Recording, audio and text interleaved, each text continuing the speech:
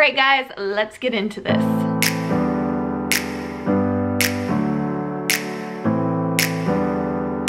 Today I'm going to be sharing with you guys all of my pregnancy symptoms and what's been going on the past 2 weeks for weeks 29 and 30. I cannot believe we are at 30, the big 30, and my babies will be born in the 30s, which is so crazy to me.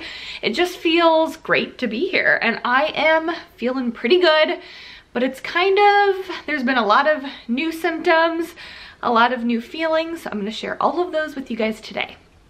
Okay, so we'll get into contractions. I talked in my last pregnancy update how I was starting to have Braxton Hicks contractions, and those have definitely continued.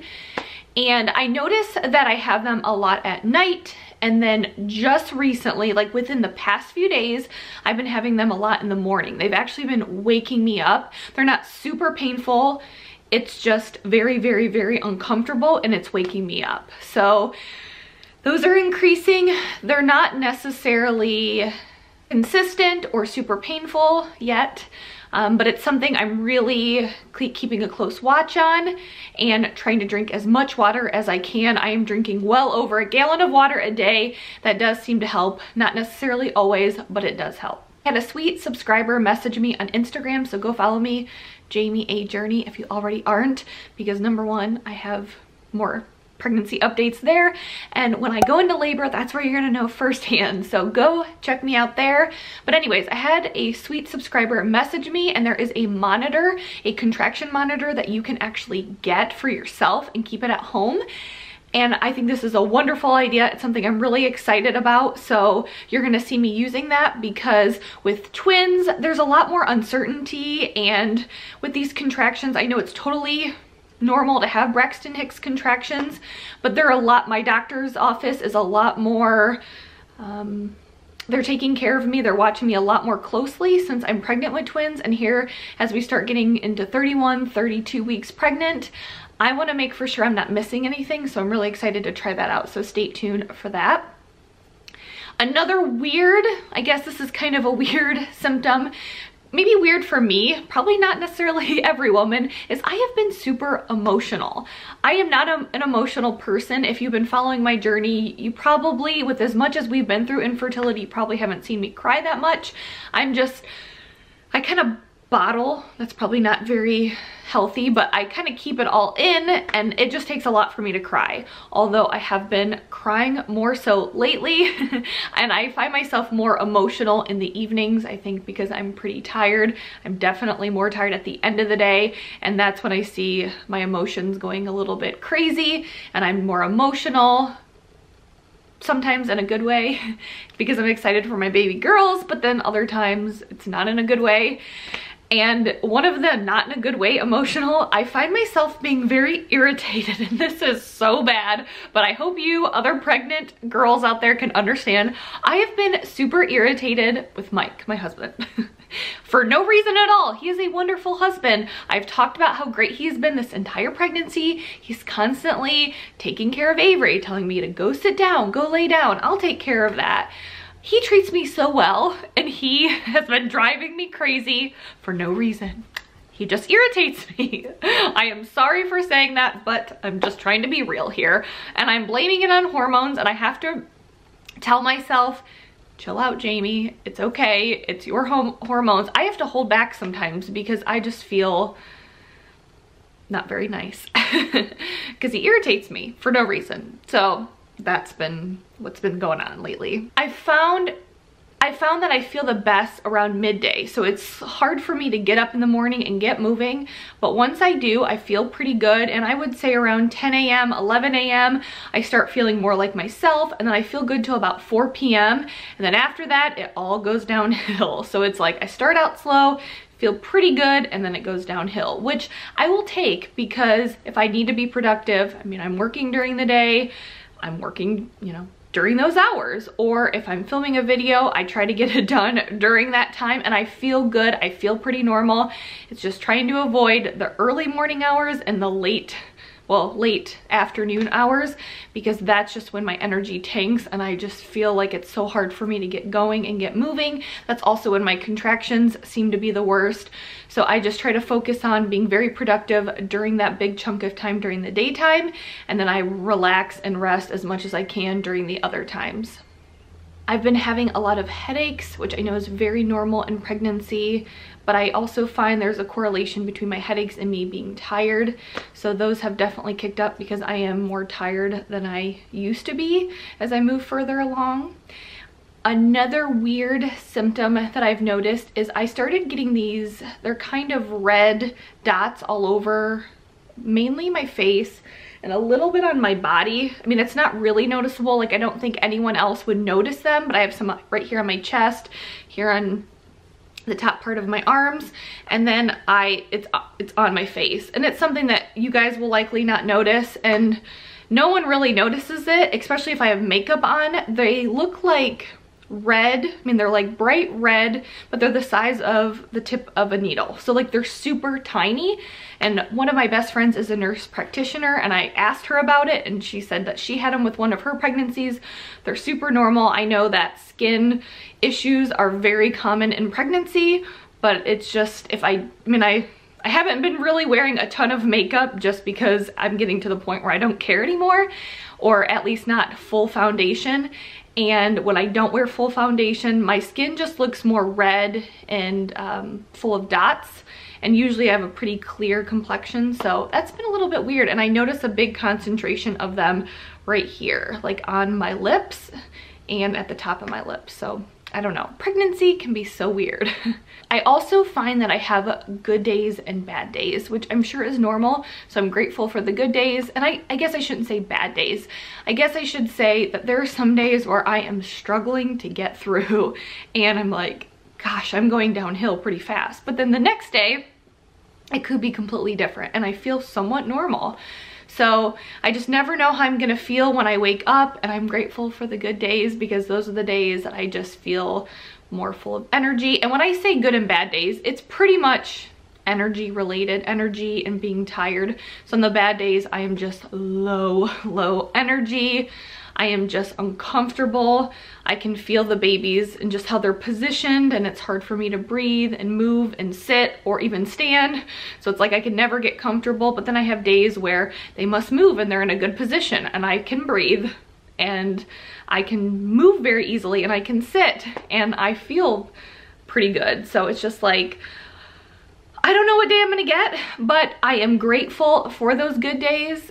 People keep asking me how I'm feeling, and to be quite honest, here moving into 31 weeks, I am pretty happy with how I'm feeling, because to be 31 weeks pregnant with twins, I'm feeling much better than I thought I would at this point. So I will take those good days because at least they're not all bad days. And then the last thing that I really want to talk to you guys about before I get into the pregnancy questions that I always answer is I wanted to talk to you guys about my glucose test.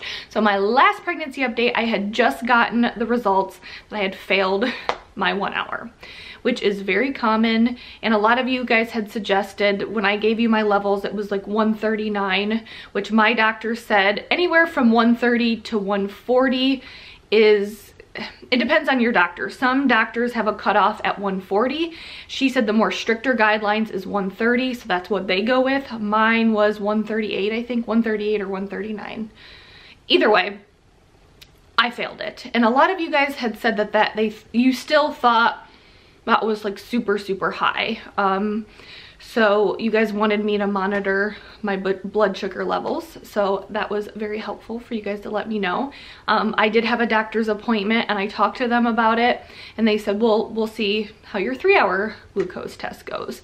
So I did that. It was horrible.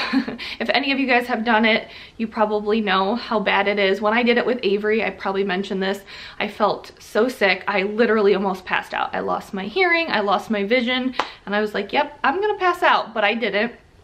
So I didn't know how this time would go, and pretty much the same thing happened. I did it, it's 100 milligrams of sugar, and right around the 1 hour mark, I started feeling like I was going to throw up, or I was gonna pass out. So I felt like I was going to do both.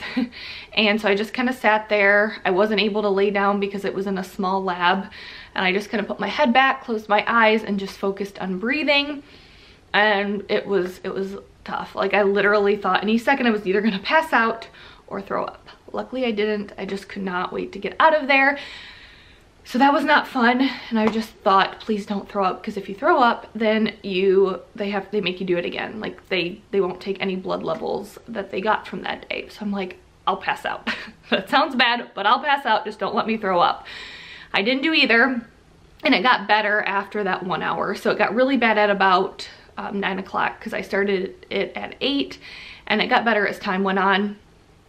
So that was good. So I have not spoken to a doctor at this point when I'm filming the video, but I was able to check my online chart, and on there it says that I passed 3 out of the 4 draws. So they do a fasting blood draw, they do a blood draw at your 1 hour, 2 hour, and 3 hour. So I passed the fasting blood. It was like 70, I think it was 70. And then my 1 hour, I don't remember what my 1 and 2 hour or the 3 hour was. But needless to say, the 1 hour and 2 hour was nowhere close to the top range. It was all in the normal range, the lower normal range, and my 3 hour was just over the failing mark. Now, everything I read online says to have a diagnosis of gestational diabetes, you have to fail at least 2 or more. So I think I'm in the clear, and I guess I'll wait to see, because usually my doctor's office won't call you unless there's a problem, unless results are not normal. So I haven't heard anything yet. I have an appointment next week, so we'll see what they say. But I'm pretty sure I passed, and I'm happy, super happy with that. Okay, so let's get into the questions that I answer every pregnancy update. Well, how far along am I? I am talking about weeks 29 and 30. What are the size of the babies? I have a bunch of broccoli and a large cabbage. So total weight gain is 24 pounds. As far as cravings and aversions, nothing. And I feel like that's been pretty much the case this entire pregnancy. You guys know that once I got over that horrible sickness in the beginning at about week 9, now I feel pretty good. I don't have cravings. I'm not craving sweets.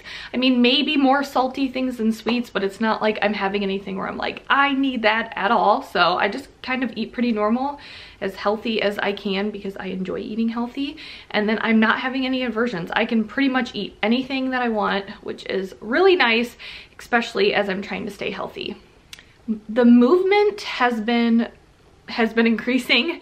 I can feel them growing. I know they're bigger. I can feel them rolling, and I can, even when I like press my stomach, I can feel when there's, you know, maybe a head or a body part pressing right up against my stomach. So I can feel them getting bigger, which I love, I love, I love. So I love feeling them. I can sometimes it's just crazy watching my stomach go crazy and them go crazy in there. So I'm feeling a lot of movement, again, mainly from baby A, a little bit more so than baby B, but I'm definitely feeling baby A roll around as well. With my sleep, it's continued to be decent. Oh, and guys, I'm so grateful for this.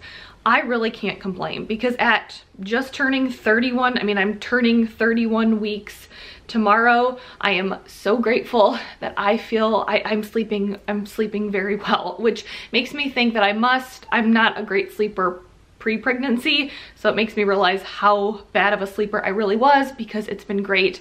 I wake up, I mean, I'm peeing 3 to 4 times a night, but I'm able to go back to sleep, and I still feel pretty good. So, and as rested as I should be. So I really can't complain about my sleep, and I'm loving feeling well rested. High and the lows of the week have been, the high was definitely making it to 30. It just seems so exciting and a big milestone to get to the 30s, because I will at most have them at 38 weeks, but they could come earlier, which is so crazy. So every week at this point is huge, I think, and I just love watching them grow. I just got a notification that said at this point they are growing about 1/2 pound every week, and I love that. So I want those babies to keep growing, so I love being here at 30. It was a huge milestone. And as far as the low of the week, it was definitely the glucose test, feeling crappy. It was, I mean, I didn't like fasting who makes a pregnant woman fast? And then having to chug 100 milligrams of sugar in 5 minutes, then having to sit there and let your body process that. I mean, I felt horrible. It brought me back to that first trimester, basically, and when I felt so crappy. And then for the rest of the day, I didn't feel good, you know? So I was just so glad to get that over with. I mean, that was nice to get it over with, but definitely the low of the week was getting through that day. Miss anything? I would say just feeling like myself, and I hate to say that, guys, because I know that a lot of you are still trying to get pregnant and you're like, oh, I would give anything to feel nausea. And I remember feeling that in the beginning, right before I got sick. I was like, I just want to feel something. So I hate saying this, so I'm sorry, and I'm just trying to be honest with you guys, but I have been on medications since December of 2016. I mean, not necessarily consistently, but we've been trying to get pregnant since, or did I say November? I meant December of 2016.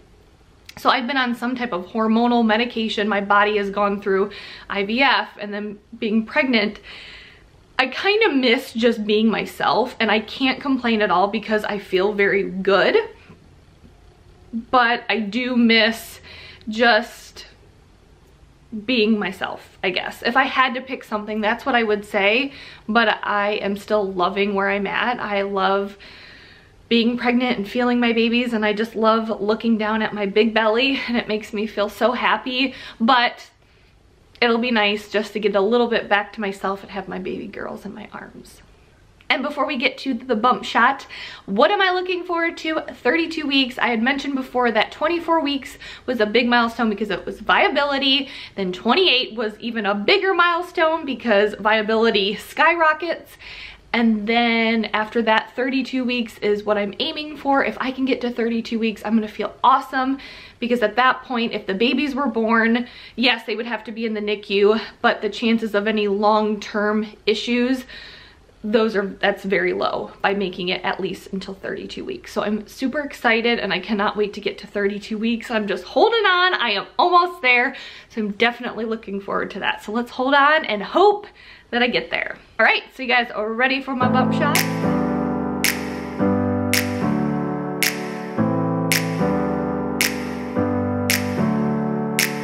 Never up, never down, never.